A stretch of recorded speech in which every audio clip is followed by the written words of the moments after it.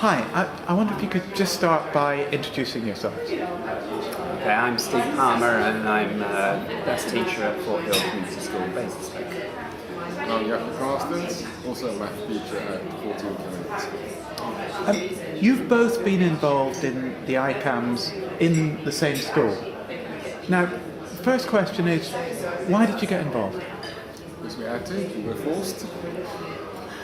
But we could also see benefits.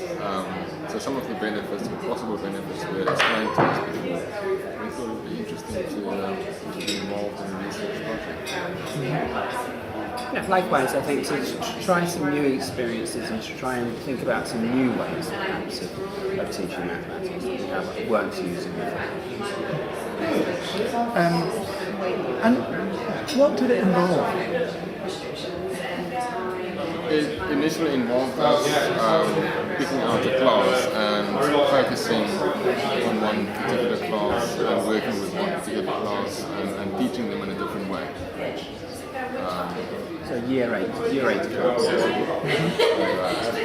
We also had an opportunity to team teach and to share ideas in the school and to interview students, which was very interesting. It's very interesting. Yeah, it's great because we've never had the opportunity or the luxury to interview students, even though we could do that.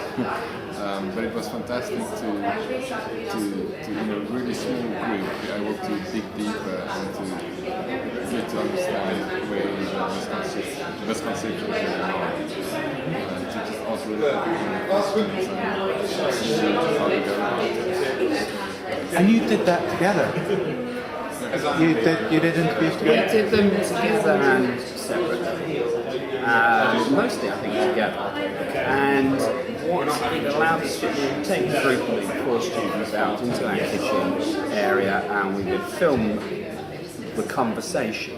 We didn't necessarily film them as individuals, the camera was focused on the work that they were doing. But it was particularly interesting to see the way that they would take a problem, sort of solve it, then persuade themselves that that solution was complete rubbish, go around in a complete circle, and quite often come back to the right answer that they had originally. So the dialogue process, taking 20 to 30 minutes, was really interesting for us to understand. And it's a luxury you do not get in the classroom. In the classroom, if you can sit and talk to a group of 4 for 2 minutes, that's very good. But to do that for 20 minutes, you get a much, much better understanding of what they are really thinking. And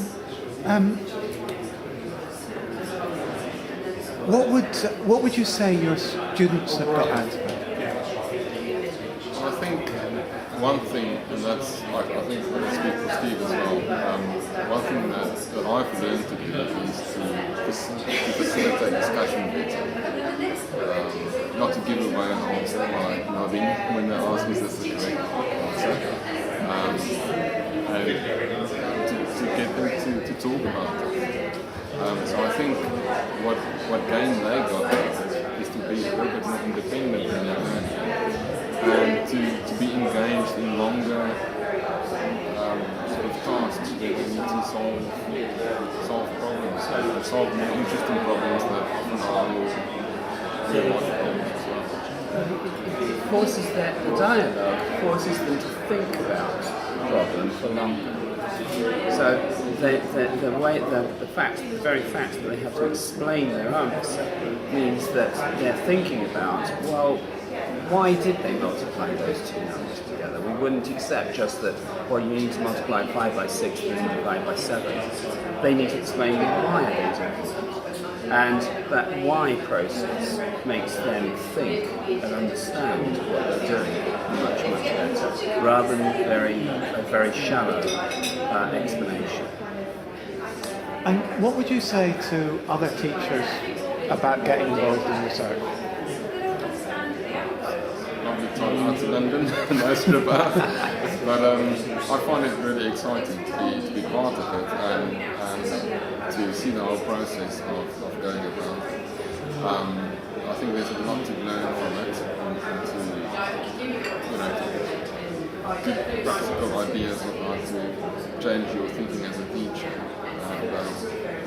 As Steve just said, I thought the way to learn maths is sit in silence and do lots of exercises, but then it turned out with the research that actually talking about it is a much better way of learning mathematics. So I've always been sort of, I thought that ideal class is a quiet class, but now actually it needs to buzz, it needs to be talked about.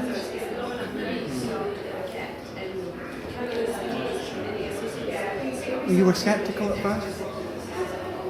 Slightly, I would say.